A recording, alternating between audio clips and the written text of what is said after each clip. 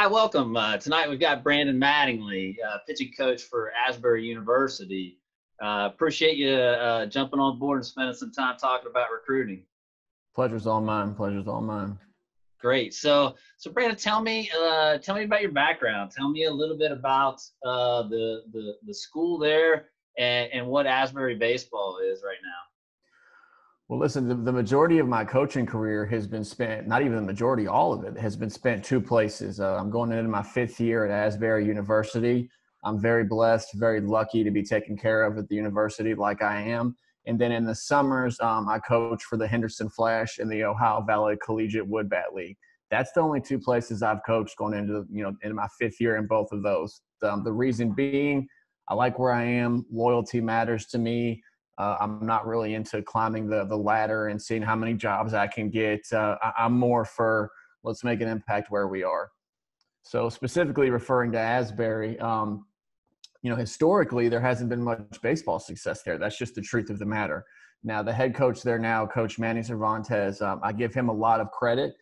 When he brought me in, he kind of shared the vision for the program. This is what we can be. This is what I think we can do. We have people behind us. We have the university invested in baseball. And the result of that is that, 2 years running, we've had the best year in Asbury history with multiple top 25 victories, multiple all conference, freshman of the year, coach of the year, all kinds of success, of that level, which is new for Asbury, but something I think that people are aware is going to happen every year now. Excellent. So you guys, NAIA, you're in the River States Conference. Tell me a little about the conference there and the competition. Sure. River State's conference, it's good baseball. I mean, it just is, especially in this part of the country. IUS, Indiana University Southeast, Coach Real over there, and then Point Park, Coach Torres. They've kind of been the kings of the hill for the last 10, 15 years, and we acknowledge that. Rio up there, Coach Warnemont, there's a lot of good baseball. IU Kokomo coming in the last couple of years, they do very well. So it's been an uphill battle with us, to say the least, just as a result of, the talent that we're seeing, the JUCO factor, all of those things to be able to compete in the conference. But with that being said, I don't have any problem telling you that we feel that we're as talented as any program in the conference now and going forward. Yeah, so you guys had a pretty good year. Not the COVID year, but the prior year to that, you guys had one of your better years. Well, I have to, sort of tip my hat to Coach Cervantes and then to the guys on the team. There was a point there in the season, if you go back and you study our record, where we took a 3-game sweep at Cincinnati Christian. And at that point right there, the season could have gone in the dumper. It could have ended up being a year where we look back and think that didn't work out for us at all. And it just didn't. Coach Cervantes made some tough decisions, but being the leader he is, he got us to a place where our guys were able to sort of have a little bit more fun. And once that happened, it was on. I mean, it was just on. We went into IUS and took 2 out of 3. We took 2 out of 3 from Rio. We fought Kokomo, fought Point Park, made it to the conference tournament. It was a very fun year to be around Asbury baseball.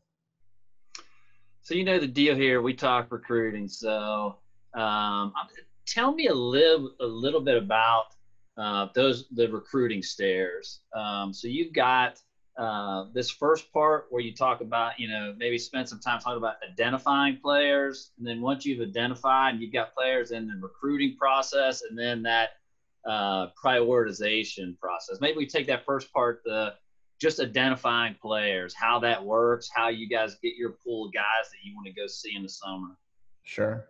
Well, I mean, just like any program, we obviously have people in touch with us, to start off with, who are going to kind of, point guys our direction. We're taking a look at the PBR list. We're taking a look at the perfect game list. We're taking a look at all of those things, the regional rankings, the high school rankings. We're taking a look at everything you would usually expect.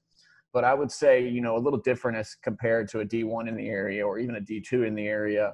And specifically me, when I'm trying to recruit, and the success I've had individually as a recruiter, I'm trying to hammer Kentucky and Indiana. That's just what I'm trying to do. I'm trying to own the city of Louisville and Southern Indiana, and I want to make that very clear. And that's sort of how I approach recruiting. City of Louisville has now and has always had very good baseball, and the same can be said for Indiana.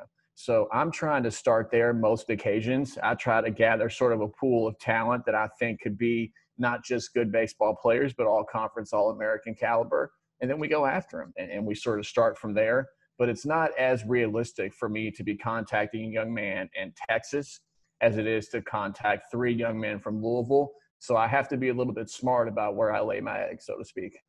Do you guys have like some other pipeline? You talked about like PBR Perfect Game. Do you have like certain travel teams that you've got some connections with, or what are some of the other pipelines or mechanisms you're using to identify guys? Sure. I have to give a shout out to the Louisville Vipers. I mean, just right off the top, I was a Louisville Viper many years ago. I'm still a Louisville Viper to a degree. Aaron Beard and Jim Masterman and Barry Pennybaker and those guys have been just beyond influential in sending us talent. If you look at, the talent we roll out on a day-to-day basis, a lot of those guys are Vipers. I mean, so the Louisville Vipers have been extremely generous, not only to me, but to our program. The same can be said for, Alex Wiseman over there with the Louisville Ironmen. I appreciate them greatly. So, those 2 programs have really, really been helpful in sort of saying, hey, B, I've got this guy, I've got that guy. He's going to be somebody that can play for you. He's going to be somebody that can be an all-conference guy. Great. So now you've seen some guys, and now the recruiting process actually starts to take place. Tell me what happens in the, you're reaching out to guys, you're going to see guys, you're starting that communication process. Tell me a little bit about what happens in the middle there. Well, I think everybody has a different approach to players when they first contact them, right? I try to be somebody who's not overly humble in my initial communication process. Our AD, Mr. Mark Whitworth, he had a quote one time that I really, really like, and I try to remember. And it was something along the lines of, God does not ask us to be submissive, right? He doesn't require that of us. So I'm very forward in communicating initially with recruits. I want them to know that I think not only are we running one of the best baseball programs in the area, but we're running one of the best academic programs in the area. So the total experience as a player, everything you can get from top to bottom, including the degree, we can do that for you in a way that not many schools can. So that's usually how I'm going to approach most young men. Let them know that what we're doing here is unique, but we're beyond proud of it. And our guys love it. They are so proud to have played here. So now you've narrowed it down. You've got your list of guys that you're trying to seal the deal. How do you prioritize and make offers in that final stage of trying to get your commitments? Well, I think we all prioritize talent, right? So you're going to prioritize talent and you're going to prioritize need. The most talented players are obviously going to be guys that we're going after hard. And then obviously the depth chart is going to affect that, right?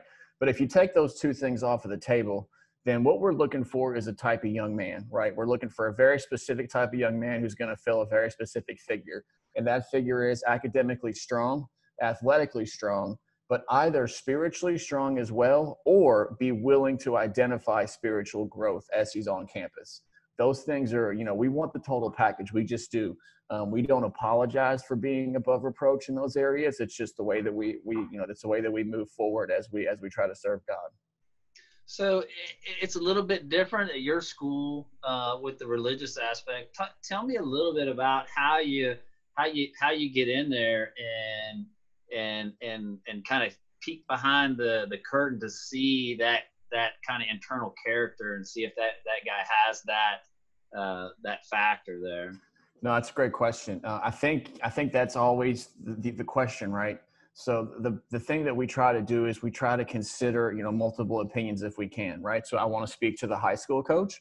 I want to speak to the travel ball coach. I want to speak to the young man, and I want to see, where's he come from? I want to see the house he came from, the family he came from. And I think more times than not, willing to bet that there's going to be some pretty solid indicators there that we're either moving in a good direction or we're in a situation where this is probably a good young man who's going to be a good ball player, but he may not be the fit that we need at this university. Sure. So I get from parents all the time, hey, where should I be going this summer? What summer team should I be playing with? Where are the coaches going to be? What are some of the must-see events that you guys have had success with, either tournaments or showcases where, hey, we're going to be here. We might do some different things, but we're going to be at these 3 or 4 events that we've really done well at? Well, I'll tell you what, because of the way the NAIA operates recruiting and because of, awareness that I have that, being outside of Lexington, that Kentucky and Louisville and schools like that they're going to dominate some of the major recruiting events in the area. It's just the nature of the beast there.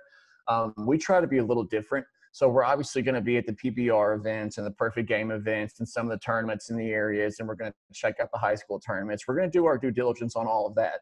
But, besides that and beyond that, we're also going to try and find guys who maybe, did not get a chance to show out as well as they wanted at those events, or who some coaches have said, hey, they maybe can't afford 10 events over the summer. They can afford 2. But I'm telling you, this young man's a ball player, So we try to be realistic about, what's acceptable from a summer schedule, and then what's, asking too much. And then we try to match our schedule with that.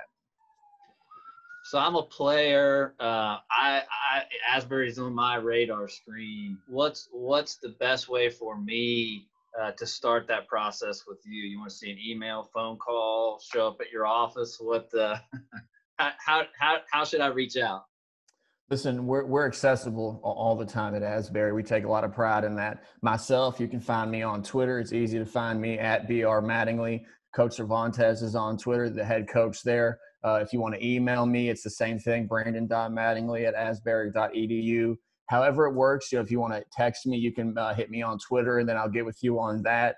I try to keep the phone on 24/7, not only for my guys who play for me currently, but so that I'm available for people who have questions, parents. I'm aware that I'm always representing the university. So anybody who wants to get a hold of me, it should be pretty easy. And if it's not, I tell you what, I'm going to have them contact you, and then you get me, okay? Yeah, that works, man. So for the parents and players out there, so what we teach, hey, you got to make it simple. Guys are recruiting on their phones. They're living on their phones. Can you talk a little bit about the amount of time that you're in what a typical day looks like, and how much time you're calling, emailing, texting, watching videos? Can you give us a little behind the scenes look? Sure. Every day. I mean, it's just that simple these days. Every day. I would say at least an hour a day. On some days, it's 2 to 3 hours. It's been probably 2 to 3 hours every day during this coronavirus madness, because I just had the time. But even in season, even if we're playing in the conference championship, I'm taking an hour or 2 every day, because it's that important. The only way to sustain success in a program is to keep the recruiting chain going. So I'm doing that every single day. So if you're a player, you're a high school player, you're a summer league player, you're a coach, any of those looking to reach out to me or talk to me, you can expect that I'm available that day. That's just the way that it works. And if I'm not, I will be the following day. So being with the NAIA, what are some of the advantages rules-wise? I mean, there's a lot of dates that, if you're a D1 or D2, you got to know this date, that date. You got to know there's dead period, there's quiet period. What are some of the advantages you guys have at the NAIA with some of the relaxed rules? Well, I'll say this. The NAIA is an advantage for me personally in recruiting, and us recruiting, and pretty much anybody recruiting across the NAIA, because there are no, essential dates. There is no rule book saying, hey, I can't talk to you until this day. I can't come to watch you until this day. If you're a 21 guy, a 22 guy, a 23 guy, you can hit me right now, and I can talk to you right now, and that's completely legal. It's within the rules. So it allows us to sort of establish a rapport with some of the more talented young men very early on in their development, so they can see, hey, these guys they're as good as their jobs as D1 guys would be. So that's the advantage of NAIA, is that we're able to, kind of reach those young men earlier, to talk to them as soon as they want to talk to us. And that allows both them and us to be comfortable with the situation as we move forward. Now, we talked to guys about registering with the NCAA Eligibility Center early on. With NAIA, you guys have your own eligibility center. Can you talk a little bit about maybe what the differences are, or what how that works in your program? Sure. Obviously the eligibility center is always going to be its own thing, whether you're talking about the NCAA or the NAIA.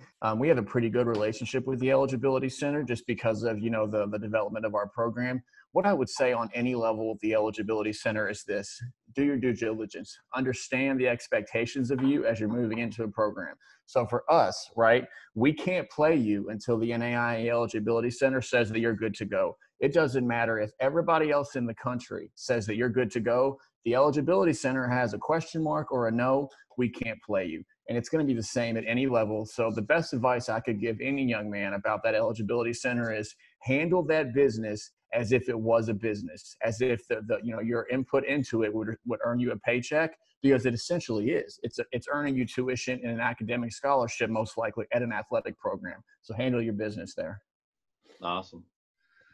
So talk to me a little bit about the typical timeline for you guys in identifying or following players, and then when does the actual recruiting and you guys start to maybe make some offers and start hitting guys heavy? What's the timeline? I know it's different for everybody, but what's the standard? I would say I try to be a year ahead. That's where I try to sit. Usually is a year ahead. So, we got the 2020 class coming in on campus right now, the 21 class coming in behind them. So right now I'm working hard on maybe one or two extra guys in the 20 class, just if we can find anybody that's sort of opened up for, a situation like us that would be perfect for them. But outside of that, I'm working the 21 class, and then I'll go ahead and put some early feelers in on the 22 class. But really, I'm really not trying to get a whole lot further than 1 year ahead. And a lot of that is part of the reason that I love NAIA baseball so much. I have a buddy who's a coach down the road at Louisville, and he told me one time, I spend most of my time with 13 or 14-year-olds these days because we're trying to get the recruits 3 and 4 years out, So it's never going to be that for the NAIA, and I like that, right? I like that I'm speaking to a young man who's 16, 17 years old and much further along in development, so I have a pretty good idea what he's going to look like when he gets on campus. So is it still primarily that junior summer where most of your activities taking place with regards to offers and really hitting the recruiting piece hard? Yeah, that's fair to say. That junior high school season, that junior summer ball season into the fall of your senior season, I'm making moves pretty consistently. Okay.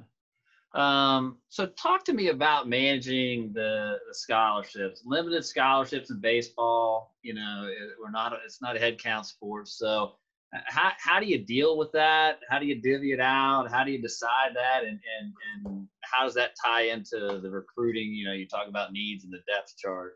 It's a tough gig. It is. I imagine that it could be a really challenging thing at other places. It's not here. And I'll tell you why. Coach Cervantes, in his infinite wisdom, made a decision a long time ago that every player at Asbury is going to get a scholarship. That's just how it works. There are no walk-ons at Asbury. Not a single one. Hasn't been in my 4 years, going into 5. Hasn't been in his 6 years. So every player that's on the roster at Asbury will get, X amount from a baseball scholarship, and then it kind of varies from there, obviously, depending on academic money and whatnot. But we don't take our, 12 full grant scholarships and focus just on 12 players, then everybody else kind of has to fend for themselves. We split it up evenly. Everybody gets a certain amount, and that allows us to prioritize, everything that we need from a development standpoint, a depth chart standpoint. Now, with that said, it'll always start on the mound, right? So I'm always looking for arms. And then aside from that, we're focusing up the middle. So we're looking for catchers, shortstops, center fielders. We're looking for those players who can be, leaders on the field, things like that. So that's sort of our focus from a recruiting standpoint. So with divvying up the athletic side, how important are academics when you're looking at a potential recruit, and when does that discussion, or when do you look at GPA and test score? Is that before you make a phone call, before you go watch, or is that later in the process? How important is that, and when does it come up? It could be both. It could be both before we've gone and seen a young man or spoken to him in depth. It could also be after we've had some in-depth conversations. I'd say it's a little different for every player, honestly, but the importance of it cannot be understated, because what we have learned is, the test score, the ACT, the GPA, they really are indicators. They're benchmarks of the likelihood that a young man is going to be successful when challenged in the classroom. So those things are important. The ACT score, it matters. Your GPA, it matters.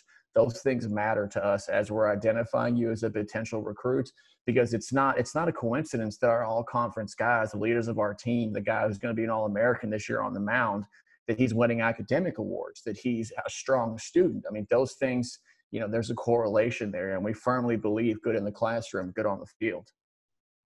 So talk to me a little bit about roster management from What's your typical recruiting class look like? How many, is there a basic split? You talked about trying to get arms each year, but what's a recruiting class look like for you guys? I know it's different, but on an average year. I would say we're usually trying to give 10 to 12 guys. Now, this past season was a little different because had this coronavirus thing not happened, we would have been graduating 20 some odd guys, I think, 15 some odd, somewhere in 15 to 20 range. Too many for me to keep track of, quite frankly. And as a result, our recruiting class somewhere is in the 25 range, just to make sure we're refilling that talent. So obviously it's going to be deeper than other years, but it's usually an average of 10 to 12. We're trying to get 5 or 6 arms. We're trying to get some outfielders, some middle of the diamond guys, some guys who can rake and need development elsewhere, some guys who are mentally strong and need development physically. It's a mixed bag, but I would say if you're trying to get a spot on average, 10 to 12. So what was the impact? Like you had a bunch of guys potentially leaving. One of the questions I get from a lot of players: how many seniors are coming back? Some people I talk to, they're getting just 1 or 2. Some guys, they have like almost everybody's coming back. What's your guys' situation this year? Looks like we're going to have 5 guys coming back, and they're not an average 5. They are a special 5. One of the young men coming back was the conference leader in ERA this past year, the ace on our pitching staff. It'll be his 4th year in a row as the 8th of our pitching staff. He's a dog. One of the young men coming back is our first baseman. He's an all-conference winner, led the league in home runs. He's a monster. One of the young men coming back is a center fielder who was a 400 hitter, gold glove center fielder, steals 15 bases in 18 games type of player. So we don't have a whole lot coming back, but the ones that we have coming back are the ones. So how does that impact, like being NAIA, like redshirting guys or JUCO recruiting? How's that impact your roster in a normal year? Well, I think what we've been really fortunate this year is that because we've created the last couple of years this expectation of success, the seniors returning didn't do anything for our recruiting class, because the truth is, and this is the truth now and it'll always be the truth, best player plays, period. It doesn't matter if it's a senior or a senior coming back for a 5th year, a true freshman. It just doesn't matter. The best player plays. Most of the years that I've been here, one of our best players on the field has been a freshman. 2 years ago, we won the Freshman of the Year award in the conference. We had one of the best 2 pitchers as a freshman in the conference. So that's one of the things that we promise our guys. Best player plays. So it's never been a problem for us to recruit as a result of how many seniors we have coming back or juniors coming back, because if you're good enough, you're getting on the field, and that's just facts. What kind of roster size do you guys normally have, and do you guys work JV teams, or how do you manage that? Yeah, we do not have a JV program. It's just a 1 varsity program. I think right now we're in the 40 to 45 range. And we do the best we can, as anybody else does, to sort of monitor that and take care of those guys. Obviously, playing time is at a premium. But as I mentioned, we don't lie to guys about their potential for them to play. So when it comes January and it's time for us to have meetings about, the depth chart and who's playing where and playing time, the other thing we do is we treat our guys like men, and we're honest with them. So that creates, a real open culture of, hey, coach told me I was going to have a shot for the job. I took a shot at the job and I came up a little short, but he was honest with me about it. There's nothing for me to be mad at. That's just the way it worked out. So that's allowed us to sort of balance the playing time, the roster, manage the guys, keep guys in a place where they're happy for their teammates, because at the end of the day, we say family here, and it's real. And the way that we've kept guys, whether they've played or not, is a result of that. Awesome. So tell me how important video is. Guys putting video up, or being able to see guys with video, given limited recruiting budgets and that kind of thing. How important is recruiting videos? Well, video these days, to me, because of the quality of the video, is so important. And I'll give you an example just because it just happened 2 days ago. I was sent a video of a young man who I'm going to be recruiting now in the 21 class. I'm not going to say his name because I don't want to help anybody else out, right? But, they sent me a video and they said, take a look at the video, B, and get back to us. It took me 1 swing, and I was like, oh, yeah, yep, going to need lots of that. Because you can just see, there's things you can see on video that don't translate in stats and other things, right? He may run a 6'9", but does he have a handle of the bat? Does he have some sort of, flexibility in his movements, things like that, right? Well, this young man took one swing off of a live pitcher, and that ball probably went 430, and I knew, yep. So there's just some things that you can see on video that you can do with video that you can't do, you can't be aware of other places. So talk to me a little bit about what kind of video are you looking at, in maybe what order? You're looking for a skills video. So if I'm getting ready to try to send you some video, you want to see a skills video first? You want to see a highlight reel? Do you want to see game footage?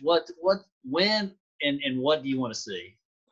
Personally, myself, I'm big on the game footage. I want to see game footage because the results of our schedule are not determined in a showcase.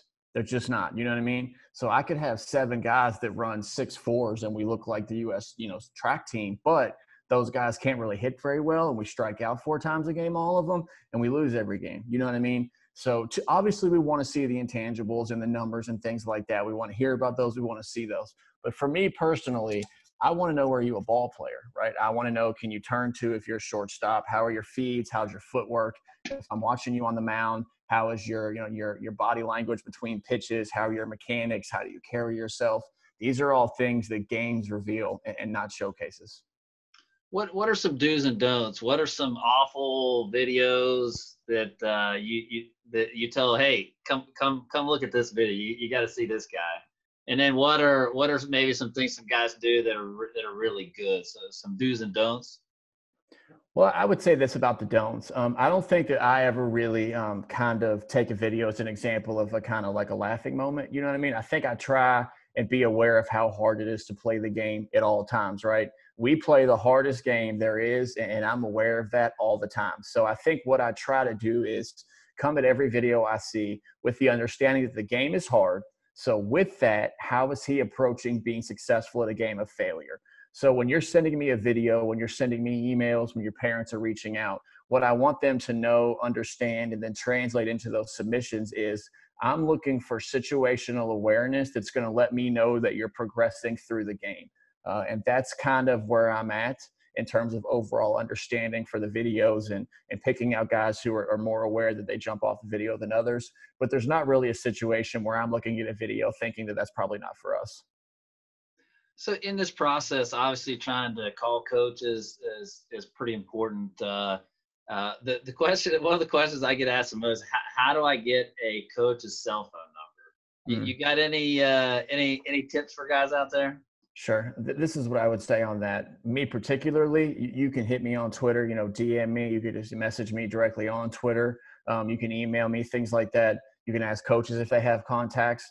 But what I would want parents, players, and coaches reaching out to college coaches to be aware of is we're very busy as well. We're all trying to be the best at our craft in a game that's made it impossible to be the best, right? There's only one Griffey. You know what I mean? There's only one Tony La Russa, Dave Duncan. So we're all just trying to be better on a daily basis. And that demands a certain number of hours of work from us. So we're not just sitting around all day waiting for people to text us and then texting them back. So if you reach out about a phone number and you don't hear back in a day or two, it does not in any capacity mean that we're ignoring you, that we're blowing you off, or that we don't want to talk to you. It just may be that I'm locked in, focused on getting us prepared for that weekend, and that has to be the priority. So have some patience when you're reaching out for phone numbers so that you're able to make a good impression. So let's go back to that early stage where you're evaluating and trying to identify guys. Maybe we go like position by position and give me some measurables or something, some baselines that will get you to come see me play. So let's take pitchers, maybe righties and lefties. Are there some baseline things from a measurable standpoint? You go, hey, let's add this guy to the list. Or what stands out to get you to come see me? Sure. On the mound, if you're a right-handed pitcher, obviously the gun matters, right? It just does. We're living in an era where the ability to throw a ball past somebody is a value. The fastball, the well-located fastball, is and always will be the best pitch in the game. So if you're a right-handed pitcher, I'm hoping you're sitting somewhere in the low to mid-eights right now. If that's where you are right now, I'm highly likely to take interest in you and your development. If you're a lefty, obviously that can go down a little bit just because of the ability of lefties to do some different things. So, low eights as a lefty, I'm interested there. That's not to say that if you're a high sevens guy that I have no interest in you. And the reason I say that is this is really important. The young man who's an ace on our staff right now, his name is McDonald.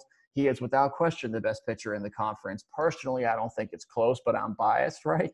When he was a freshman, he was 77 to 79 miles an hour. If you watch him now, he's throwing 6 pitches and he's been up to 90 miles an hour. It's just been a complete jump. So there are always going to be exceptions. There are always going to be times where I see something outside of the gun. But if we're just talking about numbers, those are some ranges that I'm looking at just to sort of get you in the door with me and say, hey, he's got some talent that I can build off of. What about behind the dish? Is it a measurable kind of thing, or I often hear that that's like the toughest position, without seeing them live. But if I'm writing you, emailing you, what are some things I want to highlight from a measurable standpoint that may be baselines for you? Well, I think pop time is always important, but I say that with a grain of salt because it's really tricky these days. I feel like everybody's pop time suddenly is 1.9. That's not just me, right? Like all of a sudden, everybody's Yadi Molina at every showcase. So it's a little tricky with the pop time, but we do want to see the pop time that you have the ability to get rid of the ball. For us, more than anything else, it's not so much a number or a measurable. I want to see your glove work. Just me specifically when I'm recruiting catchers. We have a catcher right now who I believe to be the best defender in the conference, and his glove work is spectacular. His smoothness back there is spectacular. So on that position specifically, I'm not maybe as much as some other schools looking for numbers as I'm looking for the overall ability behind the plate that I see in video in games. How's your glove work? How's the footwork? How calm are you back there? Things like that. What are some things I can show you as a catcher video wise? Is there some angles you like to see, or you just want to see some live pictures and spotting up, framework and sure, and you blocking a legitimate slider that's outside, not like a BP fastball kind of thing? Right. Well, I think all angles. I mean, if I'm going to pick 2 though, I want to see the angle from straight behind you, right? From straight behind home plate, so that I can get an eye both where the pitch is, right? The pitch, the velocity, the spin rate, all of these things.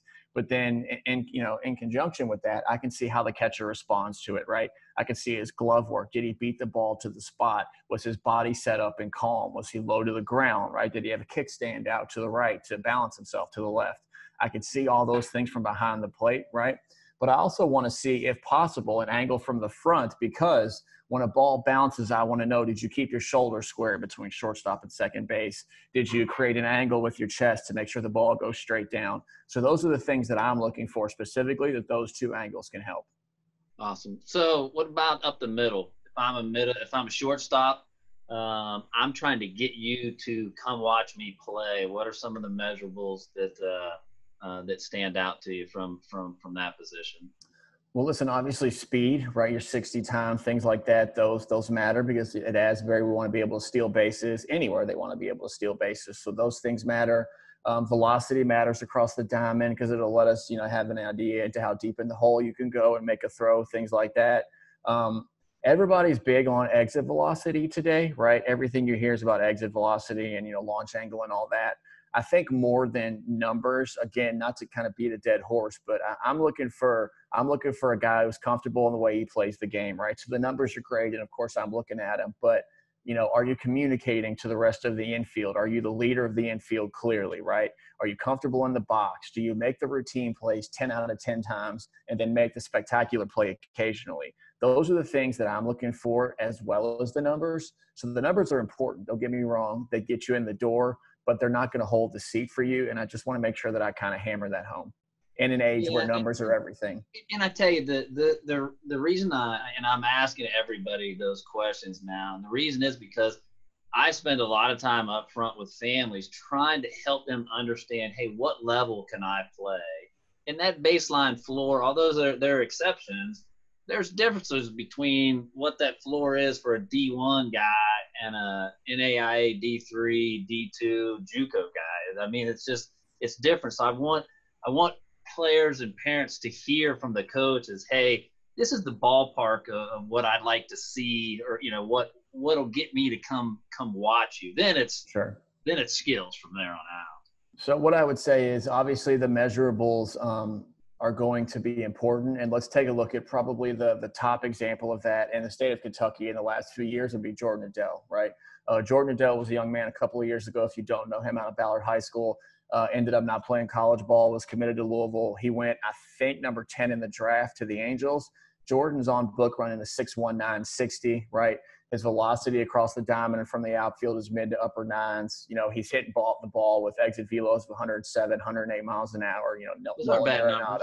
No, you know, listen, if I had those numbers, you and I wouldn't be having this conversation. You know what I mean? I'd be somewhere, but not here. So obviously that's the premier example of a guy where numbers just make you shake your head and go, well, that's just really not fair. But you come down from that as you go to, you know, places like Louisville and you go to places like the D2s and places like Asbury, where if you're in the high sixes, you know, 6'9", low 7'1" with your 60, that's a good starting point. If your exit velos are in the nines, the 90s, I like that. I like the ability to kind of hit a ball on the line and have some pop to it, right? And those are some things that I'm looking at to give you kind of a baseline of where we are. So what about corner infielders? They're a little different. Are you looking like size, looking for big guys that can show some pop? Are you looking for footwork? I mean, are you just putting guys there that they can hit and hope they can field their position? How you doing the corners?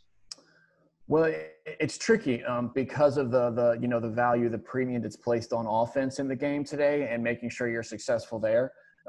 As we stand currently, we've had some big guys in the last few years at the corners for us. I mentioned the first baseman earlier. He's a monster. You know, he is absolutely a brick wall. If you try to run through him, you're going to fall down. And the same can be, you know, said for our guys over at third base. We've had a couple 6'2", 6'3", 6'4" guys the last couple of years. So we're obviously looking for that profile, right? We're looking for the profile of a grown man who can handle the grind of a college baseball season. So that's a very good thing.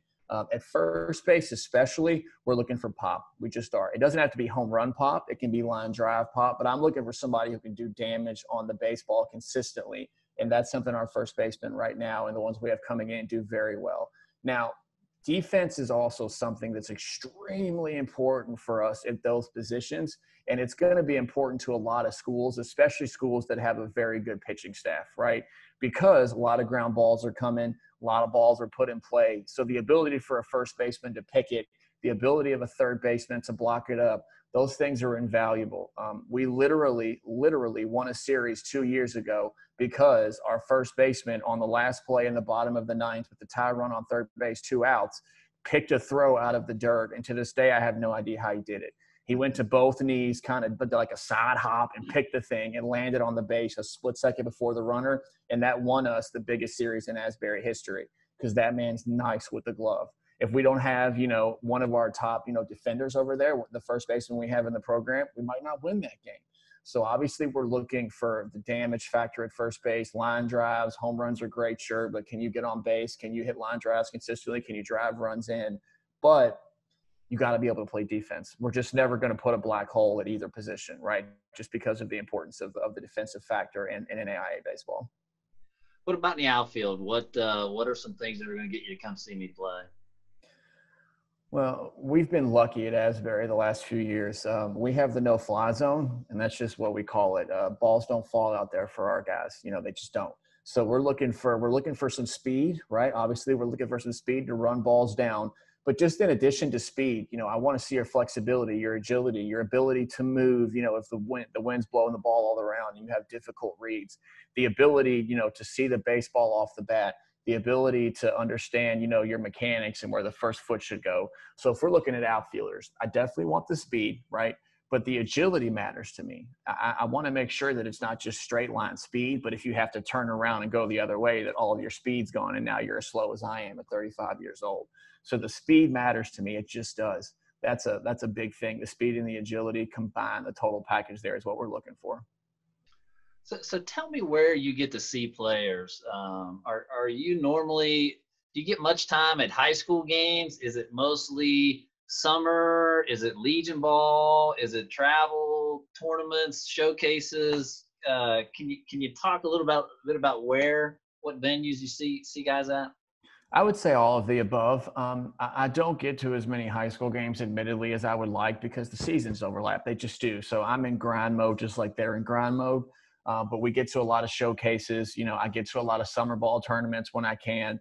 But one thing that we like to do at Asbury that we're pretty proud of is in September and October, we actually invite recruits on campus. So we kind of look at guys and say, hey, that's an Asbury ball player. That's somebody we're going to want here. We'll invite them to a recruit overnight where these kids will come practice for us for a couple hours. Then they'll stay with the team so they get to know them overnight, hang out with the guys, practice again the next day, and then go home. We've had incredible success with that. So that's something different that we do that I'm not sure if anybody else does. I'm sure somebody somewhere does, but that's worked really well for us. So it's a combination of seeing the players in those places, showcases, summer ball games, those things. And then once we've identified them, then we bring them to us. So give some players, some families and players out there some advice on they're trying to cold call a coach. Hey, I'm interested in this program. What are some questions that you're going to ask? What's some things that some do's and don'ts they should be doing as well on a phone call? Well, I think it's important that you understand who you are as a ball player, right? That you have some self-awareness. I promise you that everybody wants to play at Vanderbilt. They just do, right? Everybody wants to be Kumar Rocker and throwing a no-hitter in regionals, and the whole world's like, look at that. Everybody wants to be that, and that's the nature of the beast, right? But I think as I've gone on in the recruiting process, what I've come to have a lot of respect for is self-awareness, right? Parents who are not letting me know that their son is the best to ever touch a baseball, right? Summer ball coaches who are not saying to me, this is the fourth year in a row I've had the best player in history. Really, that's tough, So I think self-awareness is a big thing that I really appreciate, because that lets me know from a skill set where you really are. So when I offer you a scholarship, when I bring you on campus, you're not way further behind than you had told us, and you end up not only hurting yourself, but you hurt the program, the credibility of coaches, things like that. So to me, the approach is always about the credibility, being authentic, right? Am I being honest about who I am with my skill set, about my arms, my times, those things? Because then a coach can let you know, hey, you've got a future in baseball. It just may not be at Vanderbilt, and you can move on from that. So what are some of the things? How long does a typical phone call last for you? An initial phone call, and then what are some of the things that you're asking a guy? Well, I think an initial phone call with me is usually going to be somewhere in the 25 to 30 minute range. I kind of have a couple, points I like to hit when I'm first calling a young man. And the first thing I always want to know is, tell me what matters to you about playing college baseball, right? Are you a guy that the academics matter first, and then I want to play good baseball? Are you a guy that's, I have to get drafted, I need to get drafted? Are you a guy that wants to win games regardless how? Are you a guy that I have to play as a freshman? That's the only thing that matters. Everybody has something different. So the first thing I want to do is identify who this person is, what his expectations and goals are, so that I can kind of pivot in the conversation, right? Then I want to know about your education. I want to know about your family. I want to know about your relationship with God. I want to know about your comfortability with that. Your comfortability with that. So that's kind of the road that I'm taking with recruits. And then when I feel like we're in a place where, hey, those things have checked off, he kind of vibing with me, I'm vibing with him, we're wavy. Then I want to kind of talk to the player about us, right? What we do and why I think we're special in comparison to what makes him special. So we have an initial phone call. It goes pretty good on both sides. How frequently are you communicating, and how much of that is phone call and text after that? You calling every day? You calling once a year? What's right for you guys? Truth be told, I don't make a lot of phone calls, right? Just because 2020, everybody's texting and the FaceTime and all that, right? So that's just what I do. But I text my guys a lot. I text guys I'm after a lot. I just do. I text them about baseball. Hey, here's something I noticed today. I want those guys to know that I'm present in their life now, and that I'm going to be present in their life going forward. I heard Bill Parcells on a documentary about him I watched one time say, my guys are my guys. That's just the way it is. And that's kind of how I feel about it. So once I'm in that spot with you and we're communicating and we're starting to get to know each other, you're my guy at that point. So we're going forward from the standpoint of it's my responsibility now to take care of you.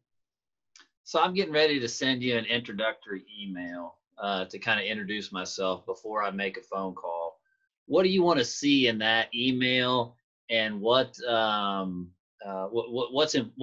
What do I need to share with you? Well, I think from the start, I obviously want to know about your baseball background, right? Your high school career, your summer ball, where you played summer ball, where you played high school. Tell me a little bit about your success there, because, when you name your high school, I'll be able for the most part to match up the talent level there and kind of understand your success against the talent level.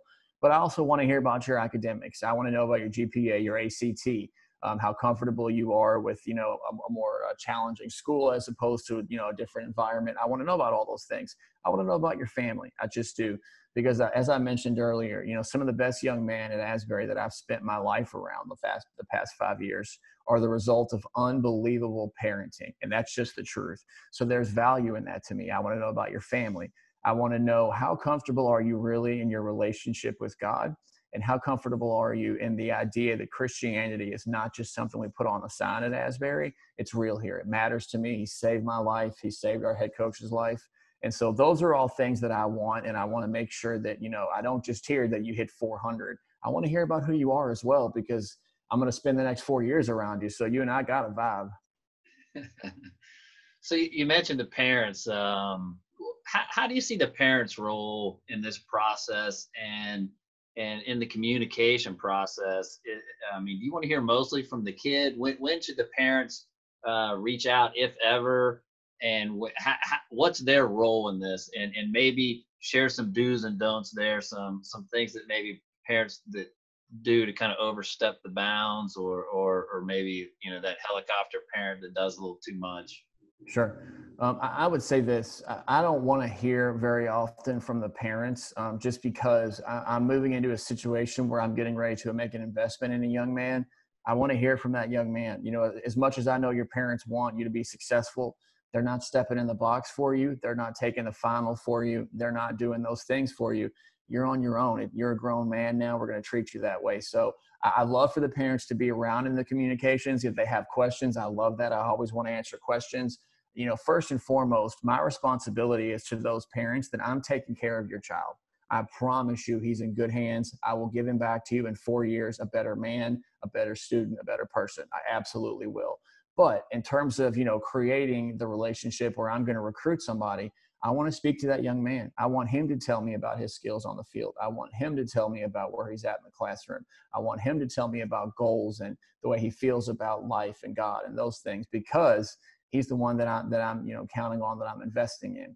In terms of do or don'ts, I would say this. The one thing that I've come across consistently with coaches, it sort of can be a bit of a grenade in the pocket, is parents who are extremely, extremely forward in their communications for their child and don't give the child any opportunity to speak for himself, right? So if I get an email from a parent who's telling me all about the young man and why he's great and this and that, but I haven't heard from the young man, well, that's great. I'm sure he's a great young man, but you're going to have to send the email again. The young man's going to have to send me that same email. I need to hear from him. And the other one would be, again, going back to authentic.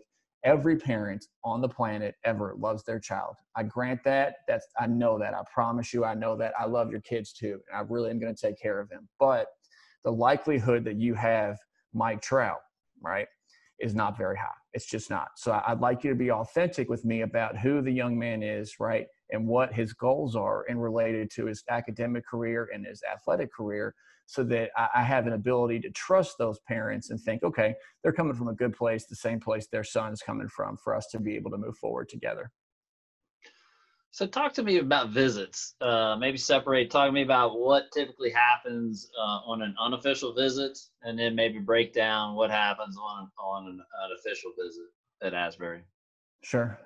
Usually what will happen on an unofficial visit is we'll start the day with the admissions, right? Admissions will kind of show, our guys, the classes, the dorm rooms, the cafeteria, the library. They'll take the academic tour, if you will, so to speak. And most of the time I'll go on that. Sometimes I won't. It depends on, where we are in the day and things like that. But then at a certain point, admissions is going to essentially hand that young man and his parents off to us at the baseball facility. So, he'll come to us. We'll show him all the baseball facilities. We'll talk about the history of the program. We'll talk about the program now, our coaching philosophies. If he's a pitcher, I'll speak to him about pitching. If he's an outfielder, Coach Cervantes will speak about outfielding. Our other coaches will speak to catchers and infielders, things like that. And then we kind of talk, individuality, right? Tell us about yourself. Tell us about your family. Tell us about your academics. And those conversations and the way that we feel about those conversations truly do shape a lot of what's going to happen afterwards. There have been multiple times where we've left one of those conversations saying, "Oh yeah, that's a guy that's ready to be a guy for us." And then there's times where we see young men who don't look you in the eye, they're hesitant to answer, and that can be a little bit of a warning sign that maybe he's not as mature as you want. So the visits are going to always kind of range from showing the campus to showing baseball to then showing yourself. What about do you guys do overnights? How does the overnight visit work? Yeah, we sure do overnights. Specifically, as I mentioned earlier, we have those recruit overnights in September and October. So we bring a large group of guys in for those, and they practice and stay overnight with the guys. But in terms of an individual, we're happy to do overnights. It's all about the guy being comfortable with the environment he's getting ready to commit himself to. So, we'll bring them in. They go to practice in the afternoon with our guys. They'll eat dinner with them, and then spend the evening getting to know the guys, watching movies, hanging out on campus, whatever it is they do. And then the next morning, we'll usually get with the guys the next morning before they go home, just to kind of recap the visit. Do you guys give offers during unofficial and official visits? Do you normally wait till later? Is it just dependent on the player? Sometimes a little bit of both. How's that work? A little bit of both. It depends on a couple of things. So officially, what we'll do is if we know an offer's coming for a young man, we'll say, hey, we want you to be here. We're absolutely invested in you as a player. These are the things that need to happen for us to be able to put an offer on page for you. But for us to actually be able to offer a player the numbers and specifics, he has to be admitted to Asbury. We have to have his transcripts and his FAFSA information so financial aid can do their part. And then from there, we can put together a package for a player. So there are obviously instances where guys will do that beforehand and then come on their visit, and that kind of frees us up to be able to put an offer on the spot.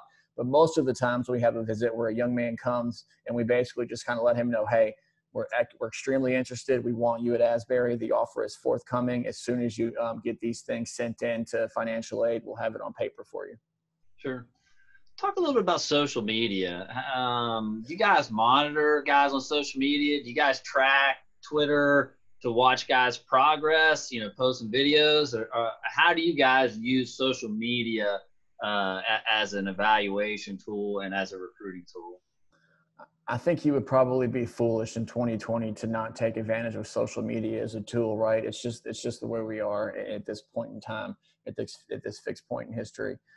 We use it as much as we can, obviously, right? So, PVR posts the lists up. We have guys that post videos in the Flat Ground app and Perfect Game and all of the different places that players are able to highlight their skill sets and highlight their success and things like that. I'm taking a look at those, right? Because a lot of those show numbers. A lot of the pitching videos, I can see mechanics, right? So we're definitely looking at those and paying attention to those. And those are a tool that we use to kind of, gauge somebody, especially out of state guys who I maybe can't get to see as much as I'd like.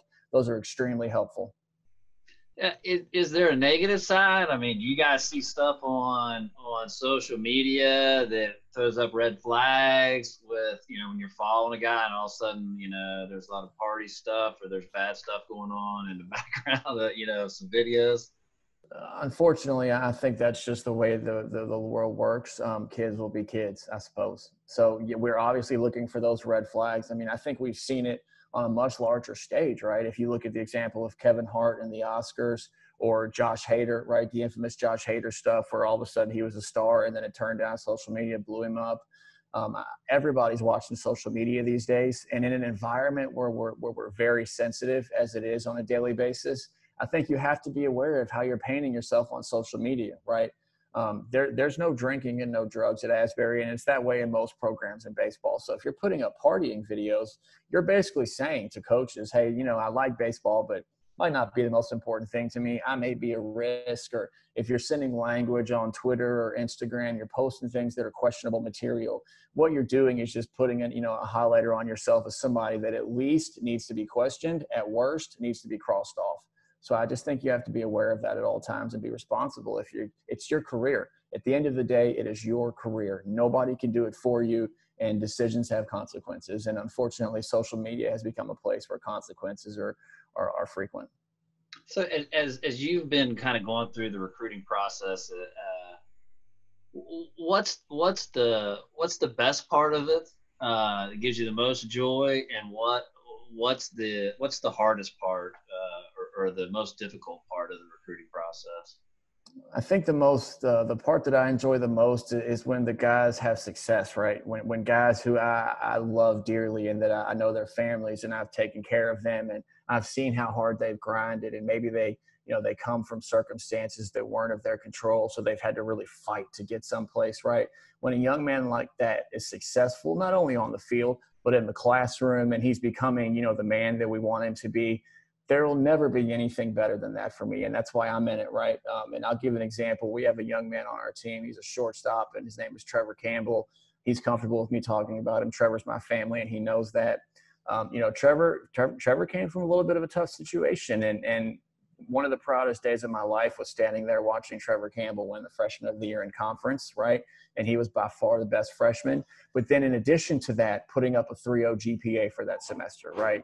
So that's always going to be the best part of the job for me, is looking at guys who've really had to push to make it when they get there and seeing the product of, look at this guy now. He's going to be a father. He's going to be, a husband, people that can be dependent on in society. It'll never be better than that for me, ever. And on the other side of that coin, it can be the worst too. When you have a guy who you've put a lot of energy in and you love him as hard as you can, and no matter what you do, he just ends up in a self-destructive, a pattern of self-destruction, and you can't get him out of his own way.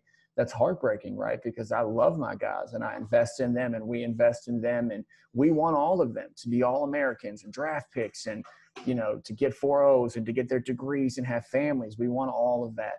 But life isn't easy, and we're aware of that. So it's always just the hardest to watch somebody going through self-destruction, knowing that in the end, I can't force him to be more until he's ready to be it. That's always going to be the hardest. So I guess for me, it starts and ends with my guys. So right now with all the COVID stuff, what as a coach, what are you able to do right now? Are you able to call, talk, email? Are you able to go see guys? What are you able to do as a college coach right now? I've been able to do everything except for go see guys, just because of results of it's just, and that's such an uncertain time. We didn't really know, if 6 feet was working, if masks were working, if it was safe to go around people you don't know that well. So that's the only thing I haven't been able to do is in-person stuff. But I've been texting, I've been emailing, watching videos. It's given me, the only upside from this is it's given me a lot of time to watch a lot of videos, to look at a lot of profiles. So I've got a very thorough list of guys that I'm either in contact with and am moving on, or will be in contact with soon and plan to move on. Any good recruiting stories from those late night trips and sleeping at guys' houses or the back of cars and that kind of stuff? I'll give you a couple. One of my favorite recruiting stories that I tell people about is I had a parent who was trying, very aggressively to get a hold of me about, recruiting her son. And so, I had a day where I had some time. And so I said, okay, man, let's talk. And she says to me, and I cannot make this up, so he didn't play Little League and he didn't really play high school ball either. But I think he's learning the game and can probably play college baseball. Oh. Sure. Why not? Sure. No problem. Not a hard game at all. We're flipping quarters here. So that I always think back to that. And that's why I really push on awareness. Another recruiting story that I think is really cool is I was recruiting a young man, and he's a very talented pitcher, mid-nines guy. And in the process of recruiting him, I became aware that a New York Yankees scout was coming to see him. It's a long story on how I became aware. So I knew that he was coming. And as I was there the day the Yankee scout showed up, you would expect the Yankee scout to walk in as the Yankee scout, right? Like the king is here. You know what I mean? You see the pinstripes, right? Like I run this.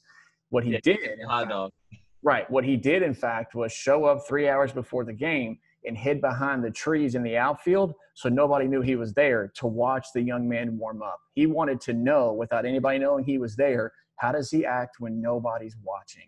Does he take business seriously from the moment he's going? Is he kind of, messing around? And that way we can't really count on him all that much to be serious. That one has stuck with me for quite a while, because if that's the way the Yankees do business, the most successful professional sports team ever, then that's the way that all of us should do business. Awesome. So I'm a player out there. I've got my board. I'm looking for schools. I'm researching schools. Why Asbury University? Why should I be be looking at and researching that school? Sure. I'm gonna not be so humble here for a minute, right? In memory of Kobe Bryant, I subscribe to Mamba mentality, right? I just do, and it's just the way I am. I would say Asbury University, because we are the best, period.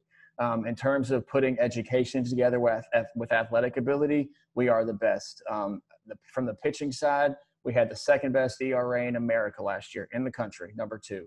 We were 14-4 going into the COVID situation. We're one of the best teams in the River States Conference. We've had multiple top 25 program wins. The way we develop players is second to none. And all you have to do to see that is look at the awards we've won and the results we've had. But on top of that, because the degree at Asbury is going to mean just a little bit more than a degree at somewhere else, I'm fiercely proud of where I coach, and I believe that we are the best. Awesome. Brandon Mattingly, pitching coach, Asbury University. Appreciate you taking some time to talk recruiting with us tonight. Marty, the pleasure was mine, my friend.